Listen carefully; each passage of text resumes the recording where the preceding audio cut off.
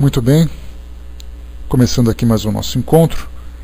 Nós vamos entrar então no nosso livro dos médiuns, na parte 1, que são as noções preliminares,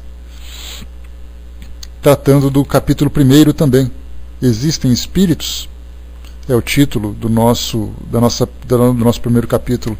Nós fizemos a introdução, estudando um pouquinho das explicações de Herculano Pires sobre a importância do estudo do livro dos médiuns. Fizemos aqui os nossos encontros para poder analisar a introdução que Kardec faz a este livro.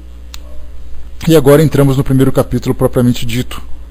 E aqui, naturalmente, Kardec tem a preocupação de utilizar não apenas uma linguagem, mas também uma argumentação direcionada às pessoas que estão iniciando o Espiritismo, porque para nós, que somos espíritas, nós temos a impressão de que esse livro foi criado exclusivamente para nós.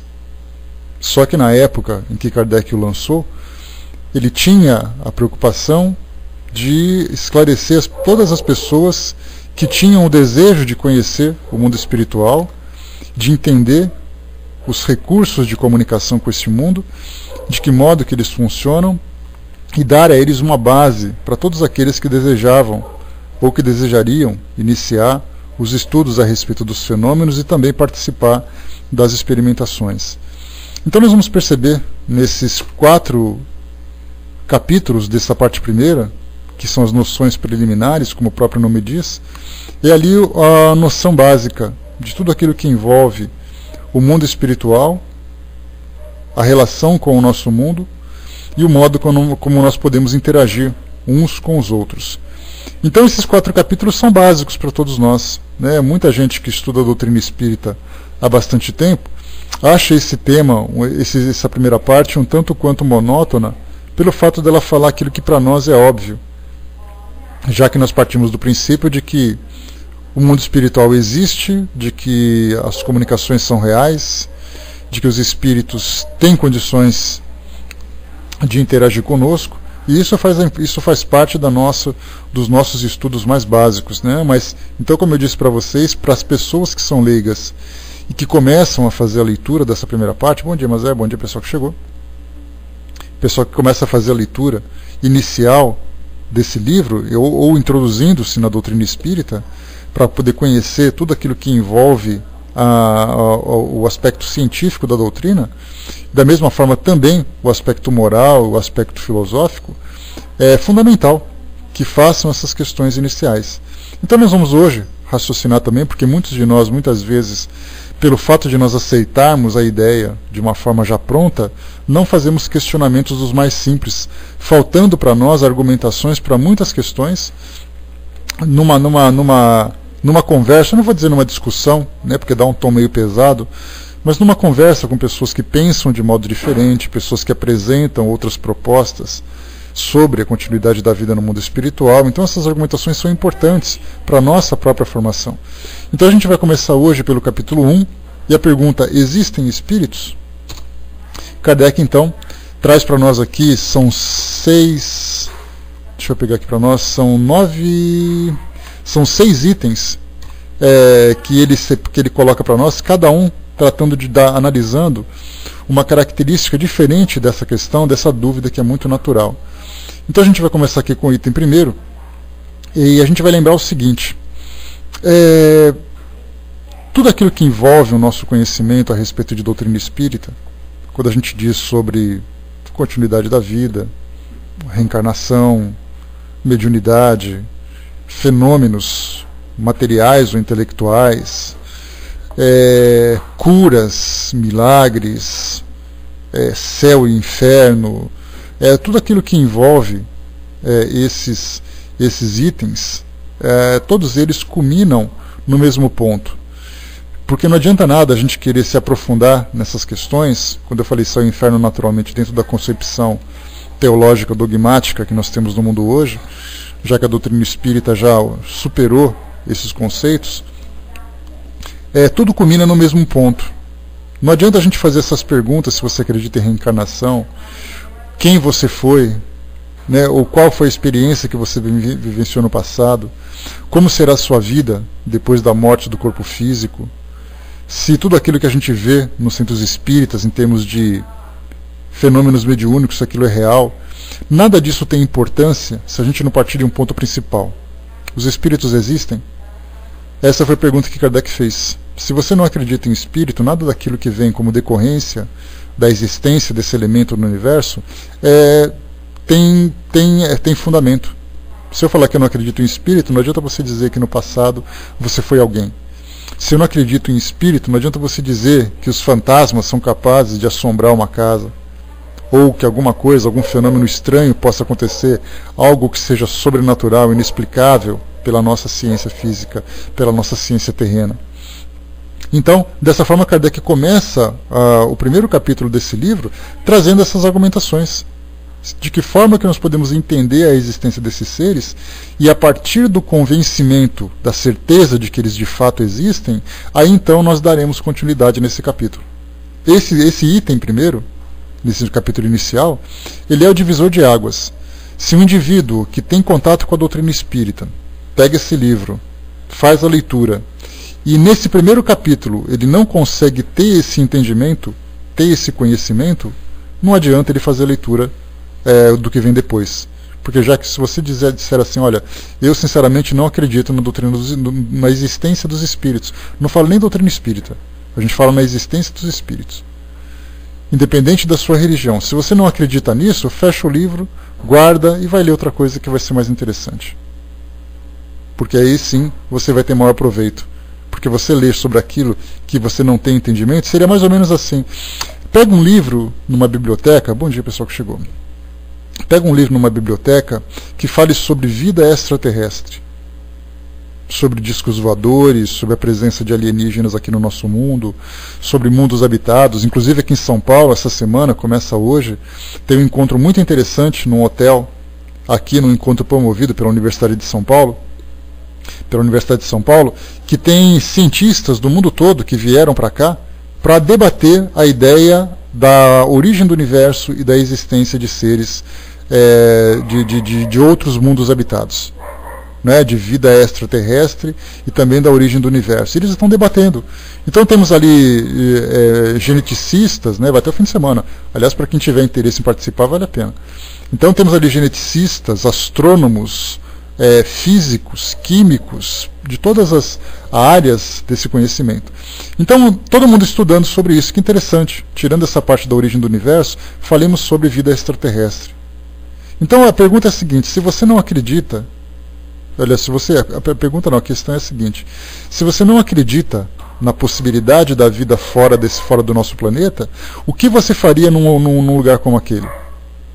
Ou você vai para tentar se convencer de que aquilo é possível, de que aquela existência é possível, ou você vai simplesmente para poder criticar. Porque partindo do princípio de que você não acredita, todas as ideias que partem desse princípio da existência desses seres, elas não têm fundamento. Daí então a mesma coisa acontece também com o mundo dos espíritos. A Regina colocou um pouco mais acima que primeiro a gente tem que ir do simples para o complexo. Como se fosse simples já de início, né, Regina, o entendimento sobre a existência do mundo espiritual. Mas mesmo assim é menos complicado do que entender tudo aquilo que eles podem oferecer, que eles podem nos proporcionar. Aqui então começa a questão com Kardec. Mundial. Começamos aqui então, o primeiro item. Pode colar a filhinha, por favor. A causa principal da dúvida sobre a existência dos espíritos é a ignorância de sua verdadeira natureza. Imaginam-se os espíritos como seres à parte da criação, sem nenhuma prova de sua necessidade. Muitas pessoas só concebem os espíritos através de histórias fantasiosas que ouviram em crianças, ou mais ou menos como as que conhecem história pelos romances.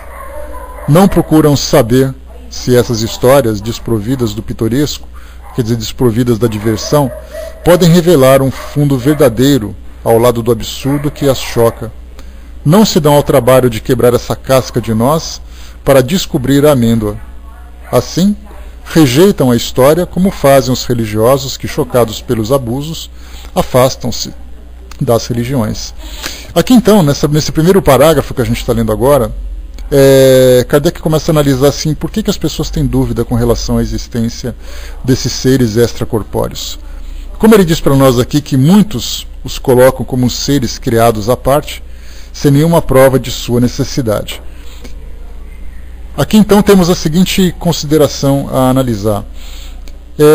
Muitos imaginam, daqueles que têm dúvidas sobre a existência dos espíritos, imaginam que nós, como seres físicos, como seres biológicos, como seres orgânicos, como normalmente acontece com a física, como normalmente acontece com a química, com a biologia propriamente dita, né? Imagina que os seres orgânicos são esses seres pensantes e que não exista, nesse caso, um princípio inteligente que possa, de alguma forma, de se separar, viver de uma forma paralela a esses corpos físicos.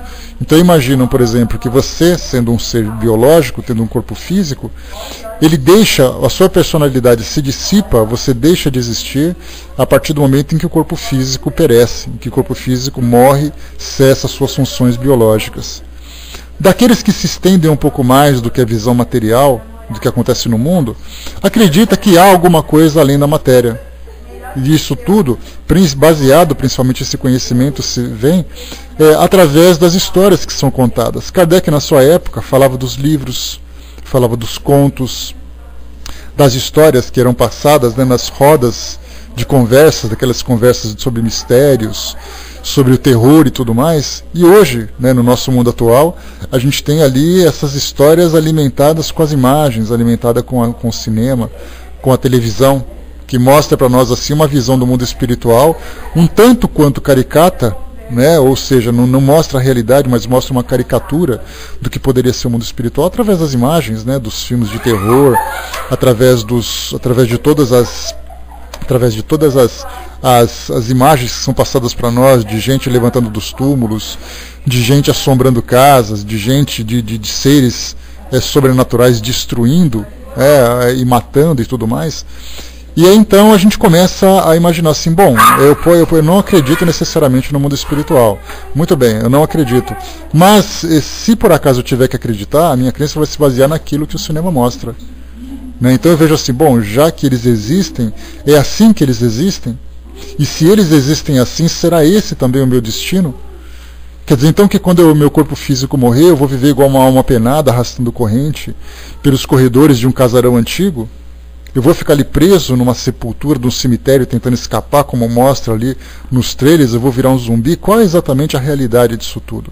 Então, a grande maioria das pessoas, que até tem as suas religiões, embora seja de uma forma como não praticantes, porque eles vivem assim, olha, eu sou religioso, mas eu não tenho tempo de me aprofundar, eu não tenho tempo de me dedicar, não é nem algo negativo. Algumas vezes até assim ele precisa de acreditar em alguma coisa que dê a ele um fortalecimento espiritual, mas a religião que está acessível a ele, pelas suas crenças, pelo seu conhecimento, pela sua possibilidade de frequentar, não oferece para ele o conhecimento suficiente para que ele possa solidificar as suas crenças, dar a ele uma certeza sobre os elementos de que tratam aquela religião.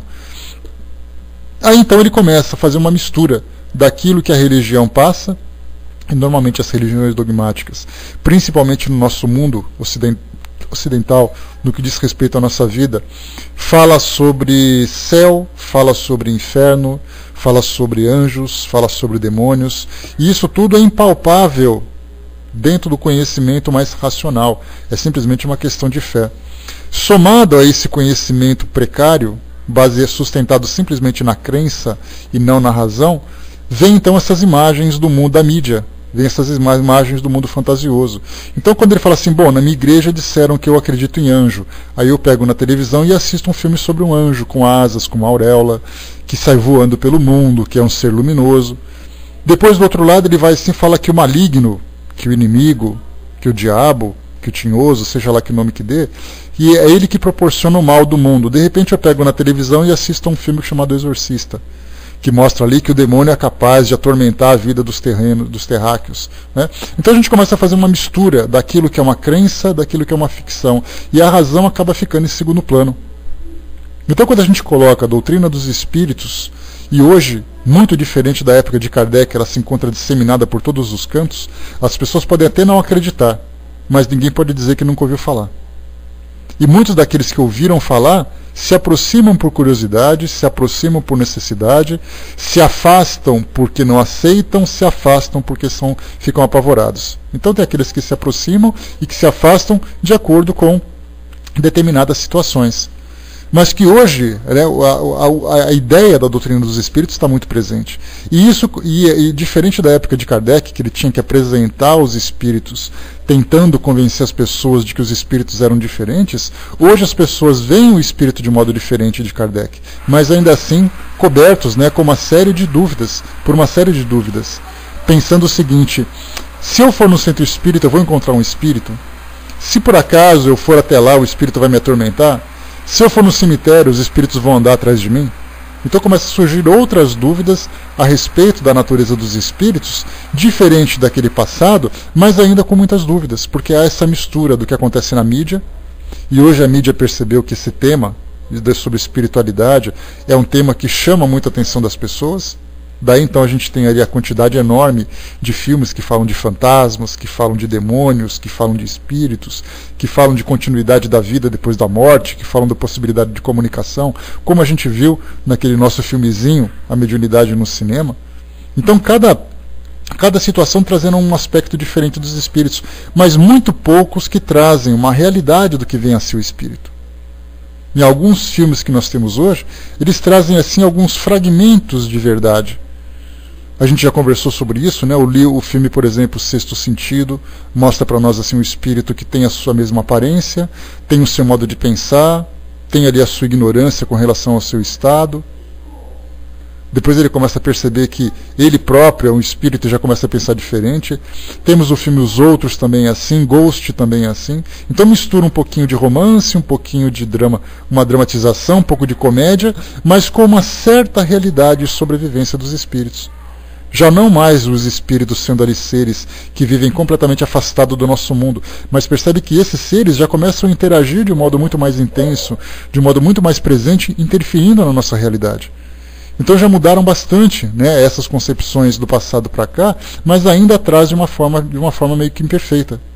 Somente aqueles filmes que são recriados, que são estudados e analisados e baseados no conhecimento espírita, traz um conhecimento semelhante àquilo que nós estudamos nos livros, mas ainda assim de um modo muito precário, porque tentam, através dos equipamentos, através da interpretação, trazer uma comparação com essa realidade. Né? A Vaninha que lembrou também das novelas, acontece a mesma coisa, né? Falamos dos filmes, mas temos ali agora médiums que são caricatos, médiums que são sombrios, os espíritos que são engraçados, espíritos que aterrorizam, espíritos que fazem drama. Então já temos uma visão diferente, e isso é muito positivo. Embora de modo imperfeito, a imagem dos espíritos como seres criados à parte, vivendo em histórias fantasiosas que ouviram quando eram crianças, como diz Kardec para nós aqui, já mudou bastante. Agora eles têm, a pergunta não é mais assim como vivem os espíritos, a pergunta é assim que eles vivem? Porque antes a dúvida era assim, como será que eles vivem de fato? Já que não tinha nenhuma base, nenhum parâmetro. Hoje já se tem um parâmetro. Então a pergunta já não é como, é se aquilo é verdade. Já é bastante válida para todos nós. Essas questões já são bastante válidas. E continua para nós aqui. Seja qual for a ideia que se faça dos espíritos, a crença na sua existência decorre necessariamente do fato de haver um princípio inteligente no universo, além da matéria. Essa crença é incompatível com a negação absoluta do referido princípio.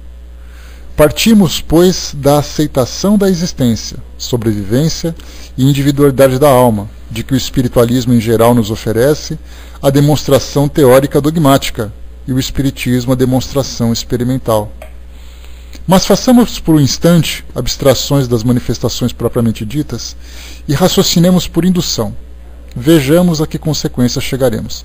Aqui Kardec então faz uma proposta para nós. Seja qual for a ideia que se tem dos espíritos, daí então o conceito de que todas as religiões são espiritualistas. Hoje, pelo fato de haver um equívoco com relação ao entendimento dessa palavra, espiritualidade, ou espiritualistas, Porque quando você diz para uma religião tradicional, olha, você é espiritualista, ele vai dizer, não sou não. Eu acredito em Deus, eu acredito em Jesus, acredito nas almas, acredito nos anjos, seja lá como for. Mas você fala assim, tá, mas só o fato de você acreditar nos espíritos, você é espiritualista. Ele vai dizer, não, não sou. Então é muito mais por uma questão de preconceito, por falta de entendimento do seu significado, do que por aceitação propriamente dita. Então ele não aceita pela dúvida, ele não aceita por uma questão de preconceito. Mas todas as religiões são espiritualistas, seja elas quais forem. Se você pega a religião budista, que acredita na sobrevivência do espírito depois da morte física, ela é espiritualista. Se você acredita, se você é evangélico e você tem uma crença de que o espírito, depois que o corpo físico morre, ele vai para o céu, para o inferno, seja lá para onde for, ele é espiritualista. Se você é judeu, que acredita na imortalidade do espírito depois da morte física, você é espiritualista. Então, como Kardec traz para nós na introdução do Livro dos Espíritos, ele diz que espiritualidade ou espiritualismo é uma grande universidade. E o espiritismo é uma faculdade dessa universidade. É uma cadeira de estudo como todas as outras. Cada uma estudando um aspecto diferente do mundo espiritual. Então todas elas são espiritualistas. E nós temos hoje, conforme já falamos aqui incansavelmente, ou insistentemente, temos ali que mais de 90% da população mundial tem uma religião.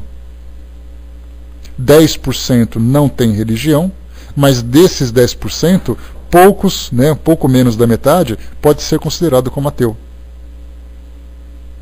Ou seja, nós temos ali mais de 95% da população mundial acreditando em alguma coisa depois da morte do corpo físico.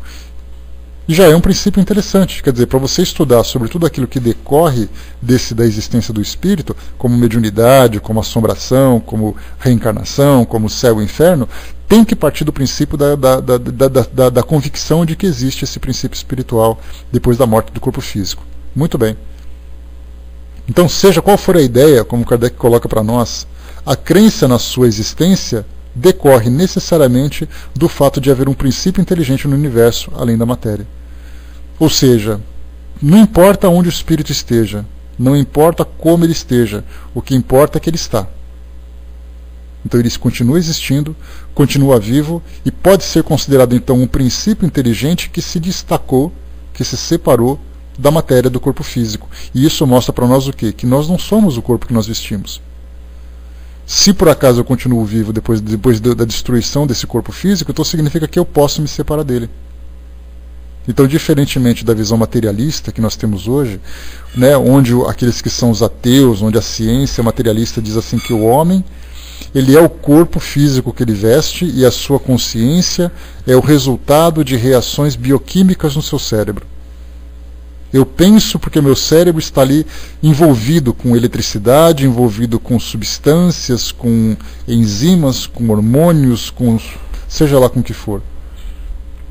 E aí então, quer dizer, seria mais ou menos como se nós colocássemos o fato de eu pegar um computador e ligar numa tomada e energizá-lo, fazer com que todo o seu sistema esteja eletrificado, significa que ele já pode começar a desenvolver os programas. Mas aí, fazendo uma comparação, a gente pode dizer o seguinte, olha, só que o seu computador não vai funcionar se você não instalar programas. E aí, então, fazendo uma comparação com o nosso corpo, porque tem um debate interessante, o que é mente, o que é cérebro. Cérebro é o órgão, mente é a consciência. No computador nós temos os hardwares, que são os equipamentos, e os softwares, que são os programas. Então a gente pode fazer uma separação entre esses dois. E isso foi interessante, porque a partir do momento que eu entendi que mente e cérebro são elementos diferentes, a pergunta é, essa mente continua existindo depois da destruição do seu cérebro, ou ela é uma consequência do cérebro? Hoje nós temos a psicologia, temos a psiquiatria, temos a paranormalidade, temos a teologia estudando essas possibilidades, mas ainda no campo das especulações, já que você não pode provar a existência do espírito através de uma análise materialista. Olha, tá bom, você morreu, o seu corpo existiu. A gente lembra, até no começo do século, quando teve um médico que queria provar, eu não me lembro agora o nome dele exato, mas vocês já devem ter lido sobre isso, ou já ouvido um pouquinho sobre isso também, que fala daquele médico que queria provar a existência da alma pesando o corpo do seu paciente. Então ele pegou um paciente que se encontrava numa condição terminal, o colocou sobre uma cama, naturalmente, em cima de uma balança industrial, e ficou analisando os seus últimos momentos de vida. E aí ele percebeu então que depois que o espírito, que esse indivíduo, deu o seu último suspiro e veio a desencarnar, houve uma diferença no seu peso, onde teve uma perda de alguns gramas comparado com o que ele tinha antes. E aí ficou aquele debate, né? Essa diferença de peso se deu do que exatamente? Qual foi a causa dessa alteração? Do momento que ele estava vivo, ele tinha um peso, quando ele morreu, ele tinha outro peso. E tem um documentário interessante do Discovery que fala sobre o momento da morte. E aí então eles começam a analisar, né, através da visão da medicina, quais são as reações no corpo físico, quais são as consequências no corpo do momento em que há, né, a morte propriamente dita. Então começaram a analisar, olha, o coração começa a parar, o cérebro para de funcionar por falta de oxigenação, começa a haver ali uma alteração metabólica profunda, né, no corpo físico do indivíduo e tal. Então, baseados nessas alterações biológicas, começaram a estudar também a existência desse princípio inteligente para saber se ele continuava ali presente ou não. E essa diferença de peso foi algo que chamou bastante atenção na época. Só que de lá para cá, por incrível que pareça, a ciência parece que perdeu interesse em analisar essa questão. Aí então veio a doutrina espírita. Não trazendo para nós argumentos técnicos, argumentos científicos, para poder mostrar para a ciência qual é o caminho que ela poderia seguir, mas fazendo exatamente o contrário. Ela começou a mostrar, através dos canais da mediunidade, através das suas teorias, das suas ideias, a existência de um ser. Agora caberia então fazer com que a ciência buscasse uma forma de conectar a possibilidade da comunicação desses seres, já que eles continuam vivos, e também o ser vivo, o ser encarnado. Então precisava fazer ali um encontro. A doutrina espírita começar a se tornar mais científica, para poder puxar o espírito para a matéria, enquanto que a ciência faria o caminho contrário, sairia da matéria em busca do espírito. É exatamente esse ponto, essa conexão, que vem faltando nos tempos atuais, já que quando se fala em espírito, desde os tempos mais antigos, o espírito sempre esteve muito vinculado à religião. E como as religiões apresentam seus argumentos que a ciência hoje não aceita, basta a gente ver a criação do mundo, basta a gente ver histórias do Antigo Testamento como o dilúvio, como a terra parar de girar, como milagres que aconteciam no passado. Isso tudo se tornou tão distante da nossa realidade que a ciência falou, olha, vamos fazer o seguinte, a ciência não se mete mais com a religião. Até porque a relação entre essas duas áreas de conhecimento humano sempre foram muito traumáticas no passado. Basta a gente ver Galileu Galilei, basta a gente ver Nicolau Copérnico, que eram cientistas que sofreram ali maus bocados, né? Eles e mais uma gama enorme de cientistas que foram criticados, ameaçados e até mesmo executados pela religião.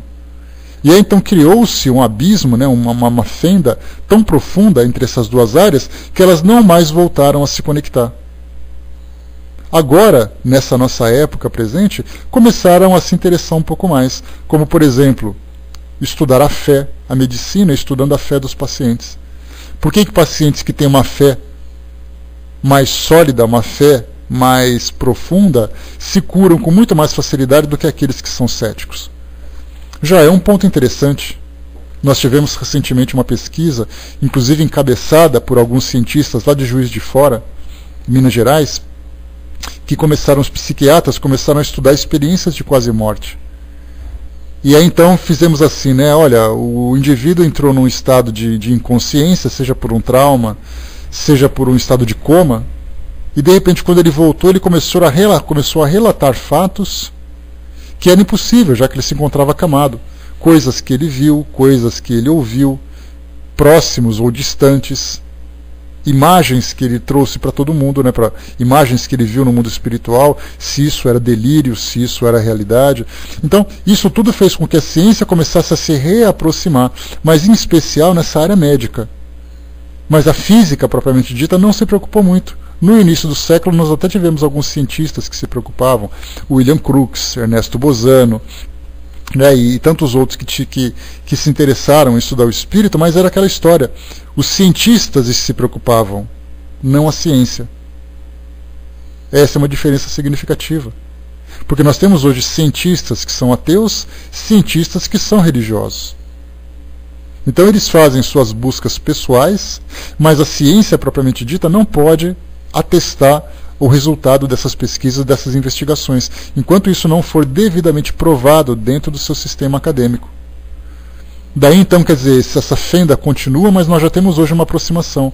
Houve aquela ruptura no passado, abriu-se um balão bastante largo e agora começa a ter essa aproximação. E é algo bastante significativo para nós. Então hoje temos a doutrina trazendo para nós ali a manifestação dos espíritos, que chama a atenção, que a ciência ainda não se aproxima, pelo fato dela achar que religião não é assunto que ela deva interferir, que isso é coisa de gente que tem fé, gente maluca, gente que se ilude, seja lá como for. Então ela não tem a preocupação de se aproximar. Mas hoje as coisas estão tão presentes, tão palpáveis, tão reais nos dias atuais, que ela já começa a analisar. A parapsicologia, vindo como não é uma ciência, mas pode ser considerada como uma pseudociência, ou uma ciência embrionária, num processo de desenvolvimento, já que ela estuda também esse campo fora do normal, esse campo paranormal, como o próprio nome diz. Então, fugindo daquilo que é normal, fugindo daquilo do que é físico. Então nós temos ali expressões como sobrenatural, aquilo que está acima do natural, metafísico, aquilo que está além do físico, aquilo que é extraordinário, aquilo que está fora do que é ordinário, fora do que está na ordem. Então hoje a ciência começa a ver de um modo diferente, mas com certo receio. Porque muitos dos cientistas que se preocupam hoje, que se ocupam com esses estudos, são de certa forma ridicularizados pelos seus pares. Nós não temos hoje um congresso científico falando de espiritualidade. Nós temos hoje congressos espiritualistas falando de ciência, diferente. Então, mas assim, enquanto não partir da ciência para chegar no mundo espiritual, nós teremos sempre essa dúvida, dentro da visão científica materialista, naturalmente. Porque a dúvida dentro dessa ciência espiritualista, que é uma nova ciência que surge hoje, já começam a trazer argumentos para nós que, para nós espíritas, por exemplo, é inquestionável. São situações inquestionáveis, mas ainda assim necessitadas de análise, porque entre aquilo que é real e entre aquilo que é fantasioso dentro do próprio meio espírita, nós temos de sobra fenômenos que aconteceram. Eu me senti mal e de repente eu comecei a falar umas coisas meio malucas. Isso é espírito ou não? Vem então o nosso conhecimento trazendo o equilíbrio, dizendo, olha, isso pode ser, pode não ser, vamos analisar as questões, vamos fazer novos experimentos para saber se isso volta a acontecer ou não, etc. e tal. Então, por isso que quando se fala em existência do espírito, a gente vê que muitos desses questionamentos eles acabam sendo necessários e tendo bastante fundamentos, muitos fundamentos, pelo fato de a gente não ter como provar isso tudo. É uma questão de fé. E nós não podemos misturar a nossa fé com as nossas convicções, com as nossas, digamos assim, com o nosso conhecimento científico, com a nossa razão. Nós misturamos muito. Você acredita naquilo? Eu acredito. Mas e se não for assim? Se não for assim não me importa, eu sei que eu acredito. Nós temos isso, pessoas são assim.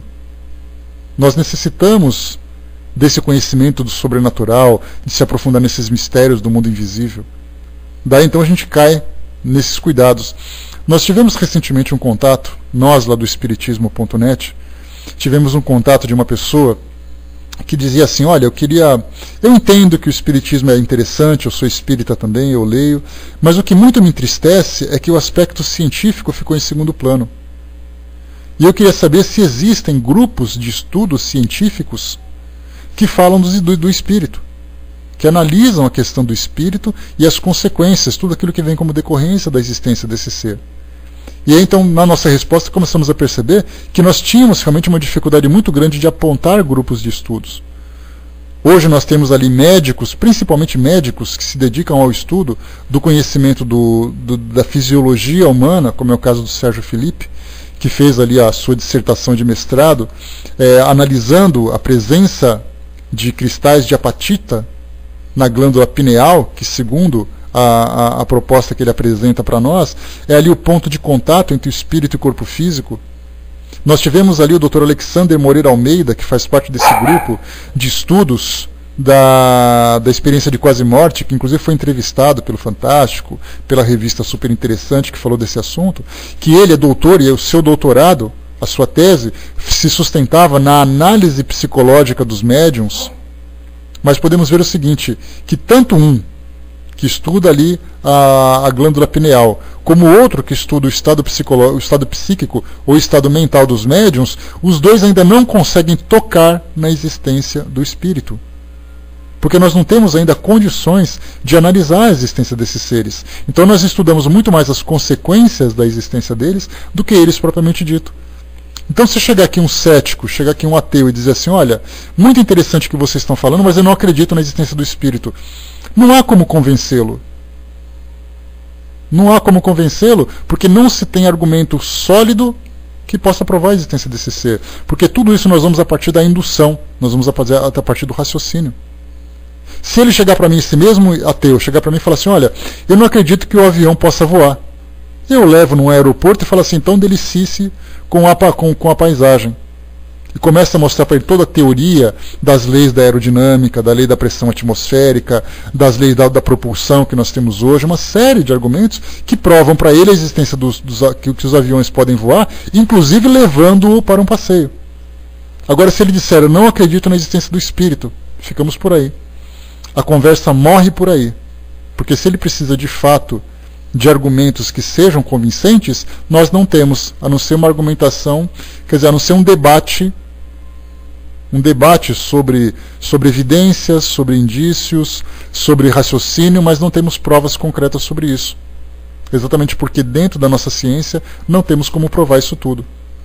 Mas a partir do momento em que nós aceitamos a possibilidade da existência desses seres, já temos possibilidade de analisar as suas consequências. E Kardec coloca assim, mas façamos por um instante abstrações das manifestações propriamente ditas e raciocinemos por indução. Então Kardec diz assim, olha, não vamos analisar as comunicações, os efeitos físicos, os copos voando, as portas batendo, as materializações. Tiremos tudo isso.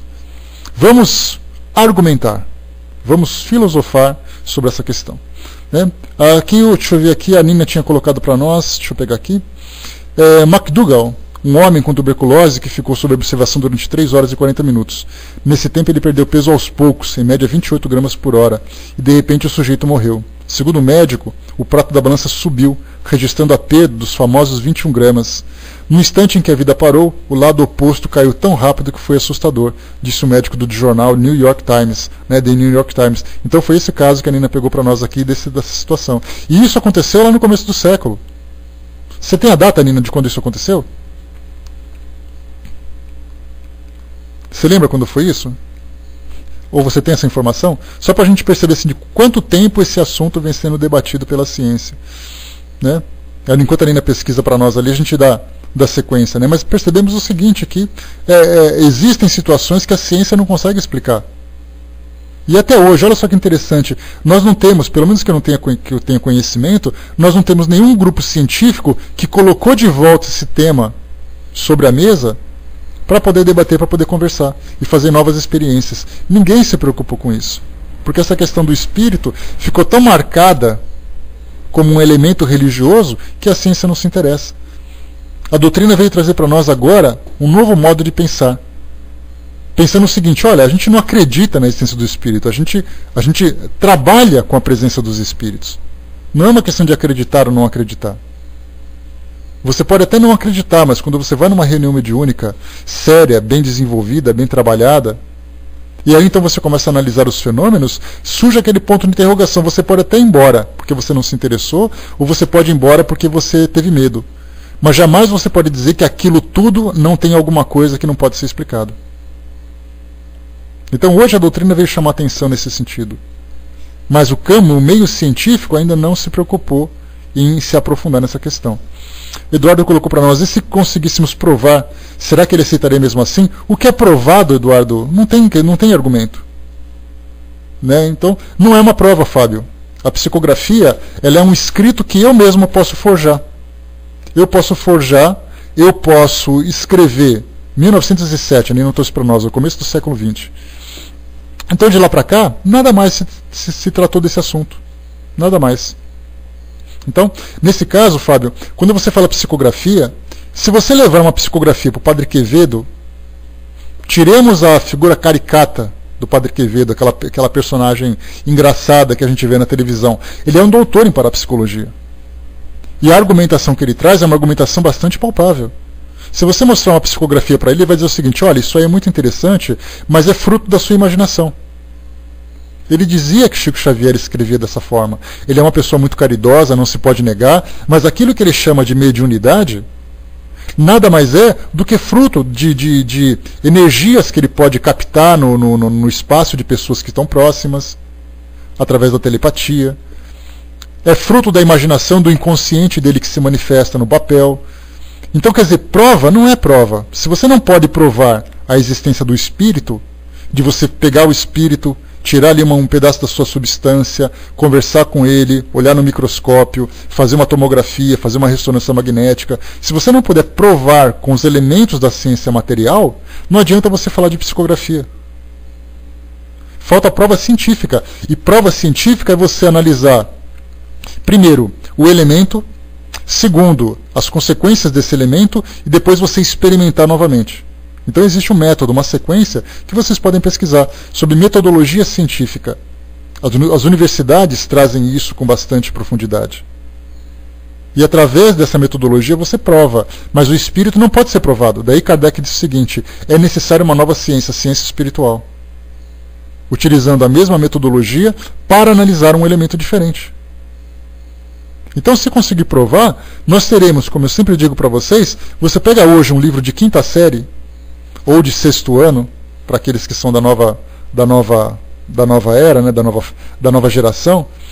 Você pega, por exemplo, o livro de ciências, você fala sobre a chuva, você fala sobre a eletricidade, você fala sobre o movimento dos astros, e você teria um capítulo que falava sobre o espírito. Nos livros de ciência. No passado, Galileu quase foi queimado pela Inquisição, pelo fato de ter trazido a proposta de que a Terra não é o centro do universo, mas de que a Terra gira em torno do Sol. Na visão dele, o Sol era o centro do universo. Era a ideia do heliocentrismo, e não do geocentrismo, como é a Terra. Então, para Galileu, o Sol era o centro do universo, mas nem ainda ele tinha acertado, porque o Sol não é o centro do universo. O Sol é digamos assim, um grão de areia no meio do universo. Mas na visão dele, ele começou a trazer uma proposta diferente. A Terra gira em torno do Sol. Hoje nós temos nos livros de infantis, onde as crianças aprendem na 3ª, na 4ª série, lá naquele comecinho da educação, dos embriões científicos que eles começam a analisar, eles já sabem que a Terra gira em torno do Sol, que o nosso sistema tem 8 planetas, que o Sol é uma estrela de 5ª grandeza, etc. e tal. Mas há 5 séculos, isso era uma blasfêmia. Então hoje nós não podemos dizer no livro de ciência que o espírito existe, pelo fato dele não ser provado. O Brás colocou aqui em cima para nós, né? Ainda até hoje tem espírita que duvida da existência do mundo espiritual, imagina o cético, né? Não é essa questão, Brás, do mundo espiritual. Tem espírita que não consegue entender sequer a existência do próprio espírito. Falar de mundo espiritual é consequência da existência que eu falei para vocês. Reencarnação, obsessão, mediunidade, mundo espiritual, céu e inferno. Tudo isso é consequência da existência do espírito. Nós, como espíritas, não conseguimos sequer entender a existência desse ser. A gente simplesmente aceita. Agora, se eu falar para você, vamos lá, me convença que o espírito existe. Aí você vai dizer, não, lá no meu centro espírita tem uma reunião mediúnica. Não me interessa a reunião mediúnica. Eu quero que você me prove a existência do espírito. A gente não consegue argumentar. Pelo fato da gente não estudar, da gente não ter essa preocupação. Se a gente começasse a levantar questionamentos aqui, pode ter certeza que todos nós sairemos com sérias dúvidas a respeito de nossas crenças. Mas como a gente fala, baseado na ciência terrena, a gente não consegue provar, mas através das evidências que nós estudamos dentro do meio espírita, isso fortalece a nossa convicção. Por isso um debate teológico, ou um debate sobre espírito com pessoas que são céticas, pessoas que são ateias, acaba não tendo uma conclusão. Eu não consigo convencê-lo de que o espírito existe, assim como ele não consegue me convencer de que não existe. Não tem condições da gente dar continuidade nesse debate se não partir do princípio de que existe. Por isso Kardec coloca: vamos então partir do princípio de que existe de fato. Se aceitarmos essa argumentação, então a coisa já se modifica. Deixa eu ver aqui em cima. A Darlene colocou, né? O pior é que a neurociência resolveu inventar uma área do cérebro que dizem ser o da religiosidade, né? Quem a desenvolve torna-se um crente, né? Exatamente, né, Darlene? Também temos essa parte. Mas é importante também, porque quando você fala a questão da religiosidade, você fala de fé. E quando você fala de fé, é uma situação interessante de ser analisada.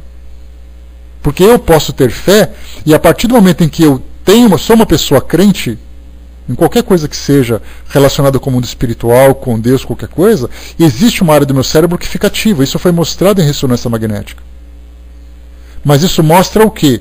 O lado que fica ativo, assim como no momento em que eu fico triste, existe uma outra área que fica ativa, que fica mais irrigada, que fica mais funcional. Quando eu estou raciocinando, existe uma outra área do meu cérebro que fica mais ativa também. Então, estamos analisando o cérebro e as reações do cérebro de acordo com o psiquismo do indivíduo. Não conseguimos ultrapassar ainda o corpo físico. Então isso é válido. A neurociência estudando isso é muito interessante. Agora, nós vamos chegar a um momento em que a gente vai ter que ultrapassar essa questão do cérebro e começar a entrar na questão da mente. É isso que a ciência não conseguiu entrar ainda. A ciência não conseguiu provar sequer a felicidade. Ela prova o efeito. Vê o cérebro da pessoa que está diferente, a pessoa tem comportamento diferente, mas prova um estado emocional. Quem analisa isso é a psicologia. Não é o neurocirurgião que faz isso. Manda o neurocirurgião e fala assim: doutor, faz o seguinte, mostra para mim como é que funciona a felicidade. Ele não tem argumentação para isso. Aí você fala para um psiquiatra, fala para um psicólogo, ele vai dizer: olha, isso é um estado emocional, de acordo com isso, de acordo com a condição de vida dele e tal. Então, tudo isso para nós, a gente percebe que como é profundo esse debate e como é interessante a gente deixar nossa mente divagar em torno dessas questões. Isso é fundamental, porque a gente começa a perceber que nem tudo é tão simples assim. Eu já falei para vocês isso numa palestra, no primeiro Congresso Nacional, realizado no Maranhão, há mais ou menos uns 3 anos, em que Raul Teixeira trazia para nós um debate interessante chamado A Ciência e o Espírito. Nesse Ciência e o Espírito, ele falava assim: olha, tenhamos muito cuidado com aquilo que a gente fala sobre o espírito. Porque tem muitos companheiros, ele dizia, lembrando que o Raul Teixeira é mestre em educação em física, ele dizia assim: olha, tem muitos companheiros cientistas que são físicos falando para mim: Raul, tenho ouvido tanta bobagem dos seus amigos espíritas, porque eles simplesmente dizem que o espírito existe e é provado pela ciência. E sendo provado pela ciência, tudo é possível. Só que na verdade a ciência não disse nada sobre esse assunto. Ela não tratou desse assunto. Simplesmente porque não pode. Se o espírito não é material, como é que a ciência materialista vai querer provar alguma coisa? Então a gente tem que tomar muito cuidado. Não, a ciência provou. Eu li num artigo, a ciência não provou nada. Não há consenso na ciência. Existem cientistas que estudam o espírito, mas a ciência não está estudando o espírito. Por isso a ciência não pode falar sobre reencarnação, a ciência não pode falar sobre vida depois da morte, e a ciência não pode falar sobre a mediunidade. Como foi aquela entrevista que nós fizemos com o Dr. Alexandre Moreira Almeida, sobre a condição mental do médium, no momento do transe, né, fez ali uma análise, pegou vários médiums, fez ali uma pesquisa com cada um deles, para poder analisar assim: olha, você é médium? Sou. Tá, eu não quero saber o que vem da sua mediunidade, eu quero saber qual é a sua condição mental, para mostrar que você não está delirando. Se você não está delirando é outra coisa, mas essa outra coisa não interessa por enquanto. Então, na verdade, nós estudamos muito mais as consequências do que o princípio. Essa é a parte mais interessante, né? Vamos lá então, deixa eu voltar um pouquinho aqui para pegar o que vocês colocaram, senão a gente vai ficando para trás. Deixa eu ver aqui. Tá, né? O Armando colocou para nós aqui em cima: não devemos misturar ciência espírita com ciência materialista, até porque também, né, Armando, esse foi um questionamento muito, muito grande. Inclusive, quem foi muito dura nessa crítica foi a Dora Encontre. A Dora é pós-doutora em educação espírita. E ela, quando viu a revista super interessante, que saiu recentemente, mais precisamente, deixa eu pegar aqui para vocês, mais precisamente no mês de, deixa eu ver aqui, mais precisamente no mês de outubro de 2011, eu peguei aqui no nosso site aqui sobre mídia, sobre o espiritismo na mídia brasileira, está aqui para quem quiser pesquisar um pouquinho. No mês de outubro, o título da capa era exatamente esse. Deixa eu pegar aqui. O título era Ciência Espírita. Eles são cientistas e eles acreditam em espíritos e em reencarnação. Agora estão usando o laboratório para tentar provar que isso existe. E o interessante foi exatamente isso. Ciência espírita. A argumentação da Dora, embora muito dura, era bastante interessante.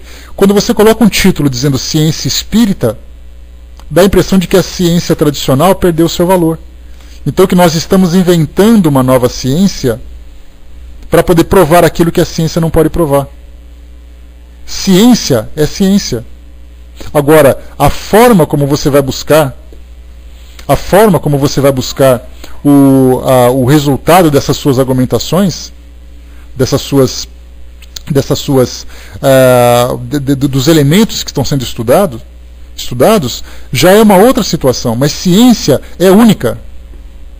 A ciência significa conhecimento e é ela que vai nos trazer as respostas, só que por caminhos diferentes de acordo com os elementos que estão sendo estudados.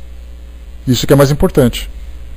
Então, desse caso, o que o Armando colocou, misturar ciência espírita com ciência materialista. A gente tem que pegar a ciência de uma forma única e analisar, então, a partir dela. Aí sim a gente vai ter consenso. Porque, do contrário, a gente está inventando um novo método de estudo. Marcos colocou lá em cima, tem um companheiro na casa, é palestrante, dá aulas em vários núcleos, mas quando a mãe dele deu uma mensagem para ele, ele não acreditou, por causa da personalidade da mãe. Quer dizer, isso tudo também aconteceu. A mesma coisa também, a minha avó desencarnou há alguns anos, já são 13, 14 anos, e a carta que, a carta que chegou para ela, que chegou para a família, é uma carta que não convence ninguém, porque ela fala de um jeito diferente, toca levemente em questões pessoais da família, mas surgiu a dúvida. Então, na verdade, não é o fato de você receber uma comunicação que você vai dizer que é daquela pessoa. Essa é a questão. A Nina lembrou que o Raul estava ontem no programa Transição. Era representação ou era fato? Ou era ao vivo mesmo, Nina?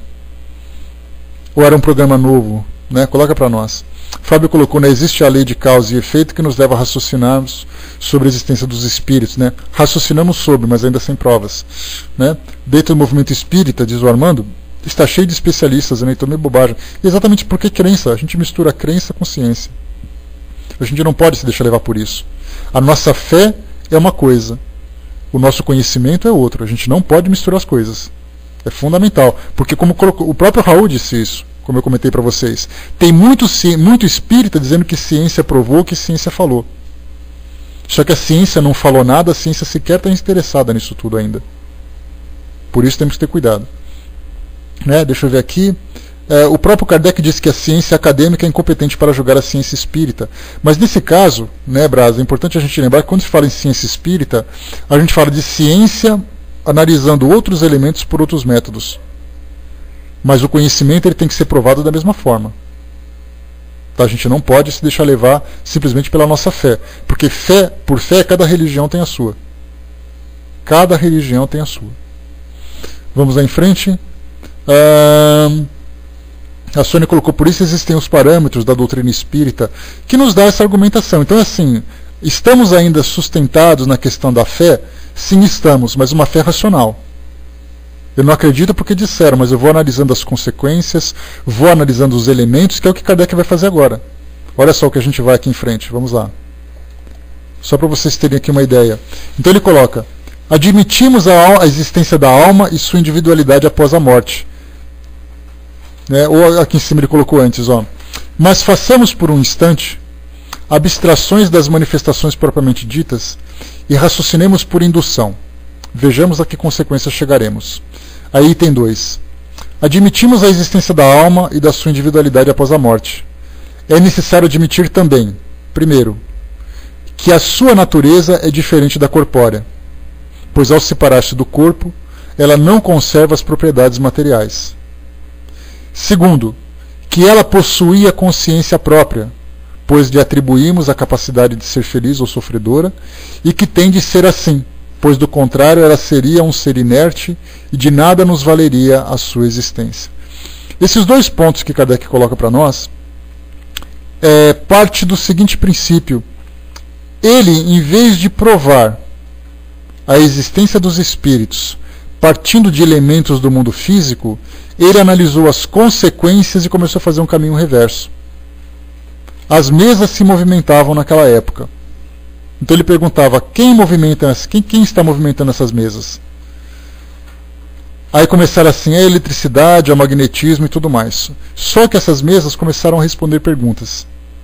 Aí ele pensava o seguinte, então essas perguntas vieram do pensamento, vieram da consciência dos médiuns ou dos magnetizadores que estavam ali presentes. Só que as respostas começavam a surgir sem conhecimento do médium, sem que ele pudesse provar alguma coisa, ou seja, sem que ele pudesse argumentar alguma coisa.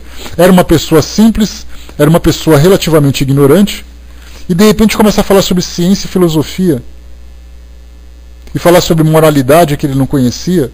Aí então foi o que despertou a consciência de Kardec, despertou o interesse de Kardec. Quando ele pensava o seguinte, peraí, a mesa não se move sozinha.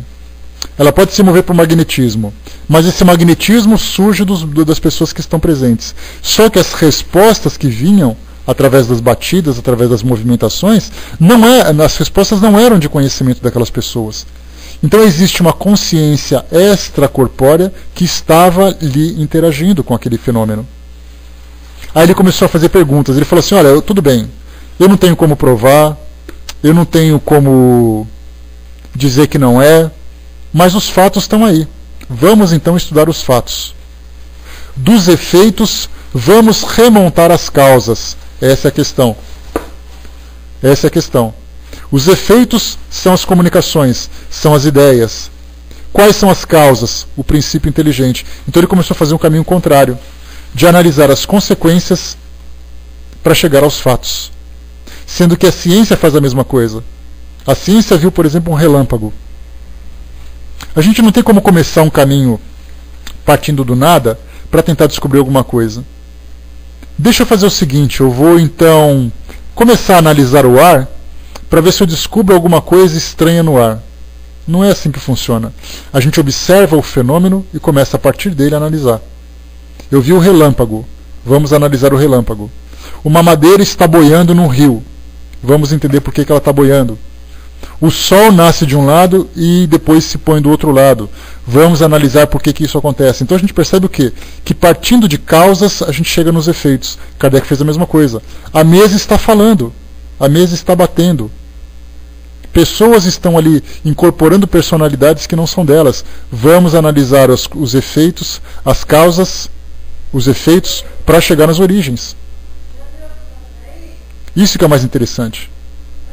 Então ele utilizou uma metodologia científica para analisar esses fenômenos. Então ele falou assim, olha, não tem como provar através da ciência material, mas os fatos estão dizendo que essas consciências existem. Então eu vou partir do quê? Da aceitação de que isso existe. Se você não quiser acreditar, tudo bem. Desde que você me prove que aquilo que está acontecendo não é um fenômeno que não pode ser explicado. Me dê uma resposta, que é exatamente o que vem nos capítulos seguintes, que trata do método e do sistema. Método e sistema. Os sistemas são assim, cada pessoa inventando uma resposta diferente. É porque a parapsicologia pode explicar, porque o truque pode explicar, porque uma questão orgânica pode explicar. Cada um apresentando seu argumento. Mas isso não foi suficiente, porque para cada situação esse sistema caía. Quando você fala assim, é um truque, tá bom, é um truque. Só que estamos eu e você numa sala e de repente um copo cai do teto. Eu não fiz o truque porque eu estou amarrado na cadeira, você está amarrado na cadeira. Quem jogou esse copo? Já não sei explicar. Pronto, seu sistema caiu. Surgiu uma psicografia que mostrou que alguém escreveu algum texto. Mas isso aí é o seu subconsciente que fez isso acontecer. Tá bom, mas eu e você estamos amarrados numa sala e de repente uma mesa arrastou. Como é que você prova isso? Eu não sei explicar. Seu sistema caiu. Quando a gente fala assim, olha, a parapsicologia diz que você pode captar pensamentos e trazer ideias. Aí você fala da mesa se movimentou, mas isso é telecinesia. A materialização, tá, materialização, mas de repente acontece um fenômeno que a parapsicologia não explica. O sistema caiu. Então a gente vê que os sistemas vão caindo aos poucos por falta de argumentação, porque eles são baseados naquilo que a ciência material pode provar. Por isso então Kardec falou assim, olha, façamos o seguinte, os fatos estão aí e eles não podem ser explicados. Então vamos partir do princípio de que eles existem e prontos. De que esses espíritos, de que essas consciências existem. E a partir dela, então, a partir desse princípio, a gente começa então a estudar as suas consequências. Se a gente se prender na ciência materialista, a gente não vai achar resposta para essas coisas, para esses fenômenos. Simplesmente porque ela não consegue alcançar. Daí então Kardec coloca, a ciência material pode provar aquilo que é material. A ciência que estuda os fenômenos espirituais buscam respostas no mundo espiritual. Então, mas as duas ainda não se encontraram. É exatamente esse ponto de contato que está faltando entre as duas. Quando houver esse contato, a gente vai ter uma grande revolução no nosso mundo. Quando nós tivermos assim a prova cabal, indiscutível, de que o espírito existe, a gente vai ter uma revolução no nosso mundo, acreditem nisso. Porque a partir dessa existência, dessa certeza, a gente vai ter, por exemplo, reencarnação. Vocês fazem ideia do que seria do nosso mundo se a reencarnação se tornasse um princípio indiscutível? As questões morais, as consequências, a continuidade da vida, a gente teria uma revolução no nosso mundo. Uma revolução. E seria de uma hora para outra. Se a gente conseguisse mostrar, provar a continuidade da vida depois da morte, as pessoas deixariam de ter uma série de atitudes aqui hoje. Não, eu tenho que viver de uma forma ambiciosa, de uma forma rápida para viver o prazer, porque eu não sei o que vai acontecer depois. Se você souber o que vai acontecer depois, vai modificar completamente a postura das pessoas. Ninguém vai ter coragem de matar ninguém. Ninguém vai ter coragem de enganar ninguém. Ninguém vai ter coragem de discriminar ninguém. Simplesmente pelo fato de provarmos a existência do Espírito. Mas como não pode ser provado, estudemos as consequências dele. Tudo que diz respeito ao nosso mundo. Vamos em cima aqui. Fábio colocou, né? Talvez não temos capacidade de provarmos ainda, mas ainda não está na hora, né, da prova concreta, né? Olha, para mim já passou da hora, viu, Fábio? Sinceramente, demorou para chegar essa prova, mas como ainda não conseguimos provar dentro da metodologia científica, de repente a física quântica, que está chegando agora, que é uma física teórica, né, que é uma física que não pode ser provada também, porque ela estuda sobre as energias dos átomos, e essas energias podem, de repente, trazer para nós também as energias do mundo espiritual. É um caminho? Pode ser um caminho? Ou o futuro vai mostrar para a gente? O futuro vai nos mostrar. A Darlene colocou, né, uma especulação. Sendo a ciência materialista, necessita de comprovação. Não seria mais lógico os fenômenos físicos para a comprovação da existência do espírito? Não entendo porque os efeitos físicos não são importantes para a espiritualidade. Não, eles são importantes para a espiritualidade. Só que chegou uma hora de que os espíritos não têm mais interesse em ficar convencendo as pessoas. Eles já vieram chamando a nossa atenção pela razão, dizendo assim, ó, é o seguinte, nós existimos e as coisas são dessa e dessa forma. Então, no começo, os fenômenos quando aconteciam, eram assim. E nós temos ainda algumas situações interessantes. Quando você fala de cirurgias mediúnicas, que a ciência simplesmente não pode provar, a gente percebe que eles não se interessam em estudar. Se os espíritos estão mostrando de forma patente, no começo, a gente lembra, eram as mesas que se movimentavam. Hoje são bisturis que cortam e não sangram. Como é que a ciência pode provar isso? Eles não provam. Ah, não, isso é misticismo, isso é truque. E simplesmente viram as costas e vão embora. Aí você leva assim, exames antes e depois de uma cirurgia e mostra para o médico fala assim, olha, sinceramente, eu não sei como explicar como isso aconteceu. Mas o seu câncer foi curado, aquele tumor desapareceu, a sua doença sumiu. Mas como isso acontece? Não sei. É simplesmente esse o argumento que tem. Então hoje nós temos elementos que podem ser estudados. É a ciência que não se preocupa em estudar. Mas o mundo espiritual não está preocupado se a gente quer provar ou não. Eles já mostraram de uma forma racional que eles existem. Já trouxeram para nós uma série de ensinamentos sobre a nossa vivência, sobre a continuidade. Esperar a boa vontade do ser humano para poder compreender, os espíritos já disseram, olha, isso é um problema de vocês agora. Porque quando você desencarnar, você vai encontrar uma outra realidade. Que nós já mostramos. Se você quer estudar ou não, o problema é seu. Não que eles estejam desmerecendo a nossa ciência, mas eles percebem que a nossa ciência ainda é limitada para poder avançar nesse campo. Então, quer dizer, a ciência precisa de provas, basta que ela se interesse por isso. Mas todo cientista que se volta para esse estudo, por incrível que pareça, ele cai na ridicularidade. Ele é ridicularizado. Já pensou um médico perdendo tempo de estudar uma cirurgia mediúnica? Que coisa ridícula. Ele vai num congresso e o pessoal fica apontando, olha lá o carinha, olha lá o estranho. Fica parecendo assim um arquivo X, vai. De ver aquele agente federal que se dedica a coisas estranhas. Ele acaba sendo discriminado, ridicularizado. E esses médicos que estão hoje estudando essas questões espirituais, de fenômeno de experiência de quase-morte, de reencarnação, eles fazem isso por coragem. São homens extremamente corajosos. Porque eles estão violando todas as regras da sua pequena sociedade. Dizendo que você tem que ir baseado na realidade. Só que nós temos milagres que não são explicados, cirurgias espirituais que não podem ser explicadas, fenômenos que não podem ser explicados, que a ciência não se preocupa, porque você vai cair na ridicularidade. Então esse é o problema que a gente enfrenta. A Miriam colocou, eu vi uma reportagem ontem de médicos falando que a ciência ainda não tem ferramentas para analisar as atividades cerebrais de pessoas que voltam do quase-morte. Elas relatam situações, mas os aparelhos negam atividades cerebrais. Ainda, bom dia Camilo, bom dia pessoal. Ainda, então, é mais um campo a ser estudado, Miriam, que é exatamente isso que nós temos aí hoje, cientistas estudando experiências de quase-morte. Essa é a questão. O Fábio colocou, não é esse o propósito da evolução do espírito, não saber de tudo. A importância é, quer dizer, nós buscarmos esse conhecimento. Agora, a ciência precisa se preocupar em estudar isso também, para poder entender essa questão do porquê que as pessoas acreditam na vida após a morte. E nós, que somos das religiões, somos das filosofias espiritualistas, também precisamos buscar na ciência a argumentação para as nossas crenças. Porque do contrário eu vou acreditar que Adão e Eva são os primeiros seres do universo, porque é uma questão de crença. Mas vamos buscar na ciência. Se eu for na ciência, eu vou encontrar na arqueologia coisas completamente diferentes. Daí então os dois precisam se buscar. Como diz Einstein, nos seus pensamentos tão sábios, ele diz que a ciência sem a fé é manca. E a fé sem a ciência é cega. Ou seja, os dois precisam buscar se sustentar nesse caminho. A Darlene colocou para a gente poder finalizar.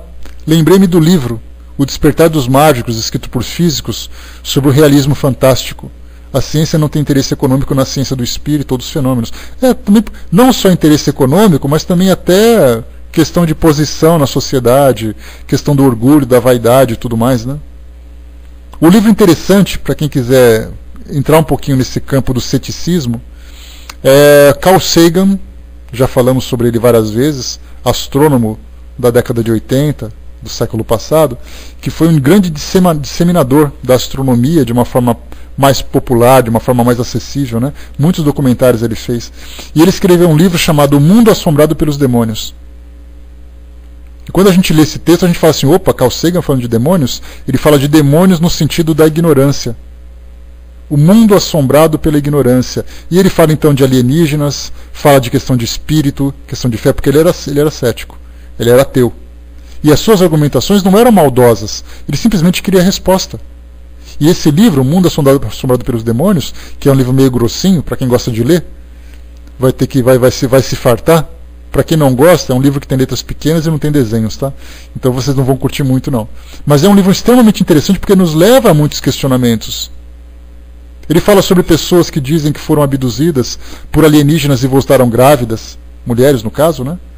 Ele fala sobre a manifestação de Fátima, lá em Portugal, no início do século, como é que várias pessoas podem ter visto aquilo. Ele fala de alucinação coletiva.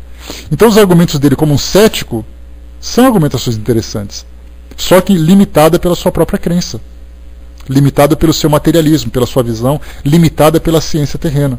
Então, na verdade, ele fica ali restrito dentro daquele campo de conhecimento que ele tem. Mas que é muito válido entender os questionamentos que ele faz. Cindizinha colocou, e se ainda houvessem aquelas reuniões mediúnicas com objetivo de estudo, investigação, como as que eram feitas nos tempos de Kardec? Ainda tem, Cindy. São poucas, mas ainda tem. Mas se os espíritos se preocuparem em ficar provando para nós que eles existem, todas as questões morais necessárias para a nossa evolução ficariam em segundo plano. Então, na verdade, os espíritos já fizeram o que tinham que fazer. Alguns fenômenos acontecem, como, por exemplo, pintura mediúnica. Vocês já perceberam que a pintura mediúnica não é estudada por ninguém? Nós tivemos um programa, por incrível que pareça, ou para quem goste ou não, da Xuxa, há um tempo atrás, em que ela trouxe um quadro. Deixa eu pegar rapidamente para vocês aqui, que a gente já está fechando o nosso estudo para não estourar o nosso tempo. Só um instantinho. Está aqui, ó, programa Xuxa, do dia 17/9, chamado Dom Especial. Aí eu anotei aqui no nosso site, mais uma vez para quem quiser ver, dá uma chegadinha aqui, nesse site que tem ali o link para assistir o quadro. Para assistir ao quadro. Está aqui, ó, no quadro Dom Especial, Xuxa apresentou a história de Lívio Barbosa, um médium que tem o dom de reproduzir obras de grandes artistas. E aí, então, nesse programa, ela trouxe não apenas o médium, mas trouxe um parapsicólogo, trouxe ali um psiquiatra, se eu não me engano, trouxe ali várias pessoas daquele conhecimento para analisar. Mas ficou nisso. Quer dizer, a Xuxa teve que trazer essas pessoas para dar opiniões. Mas será que a ciência se preocupou? Como é que alguém pode pintar alguma coisa com os dois pés, dois desenhos diferentes ao mesmo tempo? Como é que alguém que não tem conhecimento faz uma pintura daquele jeito? Não se preocupam. Temos ali a música, composições mediúnicas. Ninguém se preocupou em estudar. Cirurgias mediúnicas, ninguém se preocupou em estudar. Então não precisamos de mesa assim de que você colocou. Nós precisamos hoje de grupos interessados em estudar. Dentro da própria doutrina espírita, esses grupos de estudos científicos também acabaram ficando em segundo plano. São pouquíssimos que a gente tem hoje. Temos ali no Frei Luiz, no Rio de Janeiro, grupos que estudam fenômenos mediúnicos, fenômenos físicos. Eles estudam. Em Santa Catarina tivemos grupos que faziam estudos sobre isso. Mas é só.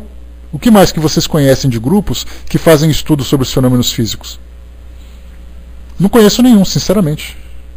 Então, quer dizer, se nós paramos de estudar, nós que poderíamos apresentar para a ciência os argumentos, e nós paramos, por que a ciência vai se meter num meio que não é do interesse dela? Nós teríamos que fazer as nossas pesquisas e apresentar os resultados em congressos físicos, congressos científicos. Para dizer assim, olha, eu sou espírita, fizemos essa experiência e tivemos esse resultado. Provados com esses equipamentos, com essas testemunhas, com esse efeito. Aí a ciência vai dizer assim, então isso é interessante de ser estudado. Agora, você acha que a ciência vai ficar batendo palma na frente de centro espírita dizendo assim, escuta, vocês se importam se a gente analisar vocês? Eles não estão preocupados com isso. A gente está numa fase com novas descobertas, com novos conhecimentos. Somos nós que temos que levar para a sociedade aquilo que nós estudamos dentro do nosso meio. E não o contrário, a sociedade vir se interessar por nós. Porque, por enquanto, nós somos animais de zoológico. Todo mundo passa e fica olhando assustado. Olha que interessante o que eles estão fazendo. Somos nós que temos que fazer o caminho contrário. Então é o espiritismo, a doutrina espírita que tem que se desenvolver pelos seus próprios argumentos, pelos seus próprios conhecedores. Né? Tá ali, a Nina colocou como referência para nós a comparação a Gênese mosaica e a Gênese científica. Né? Gênese mosaica é o Moisés que trouxe no Antigo Testamento como o mundo começou. E a Gênese científica mostra desde o início a origem dos seres vivos, né, a geração dos primeiros seres, a geologia e tudo mais. Então vale a pena a gente fazer essa comparação, tá? esse debate. Então é isso, gente. A gente para por aqui no nosso item 2. Deixa eu pegar aqui para vocês. Item 2. É isso, a gente só leu aqui os dois pontos que Kardec destacou, mas tem aqui muita coisa para ler ainda, tá? Mas eu vou tentar ser um pouco mais rápido, porque do contrário a gente vai levar um século para poder estudar isso tudo. Mas vocês viram aqui que se a gente parar para pensar e conversar sobre isso, vai ser assim, noites e mais noites em claro, conversando sobre esses assuntos, de tão interessantes e tão profundos que eles são. Então dizer para nós assim, olha, eu sou espírita porque eu acredito. No que é sustentada essa crença? Na razão ou acreditar porque é interessante acreditar. Nós temos que ser racionais. E em cima dessa razão, a gente começa a quebrar uma série de fantasias que nós desejamos desesperadamente criar. E nós não podemos fazer isso. Nós temos que estar com os pés no chão, com a cabeça bem direcionada, senão vai virar um dogma também. Da mesma forma que alguém diz que acredita no céu e no inferno, eu posso acreditar que ele acredita no mundo espiritual. Mas baseado em que essa crença? Eu acredito porque eu acredito. Eu quero acreditar. E não pode ser assim. Vou passar para a nossa amiga Andréia, que vai fazer um encerramento para nós, depois a gente volta. Lembrando mais uma vez, pessoal, que essa é a nossa penúltima semana de estudo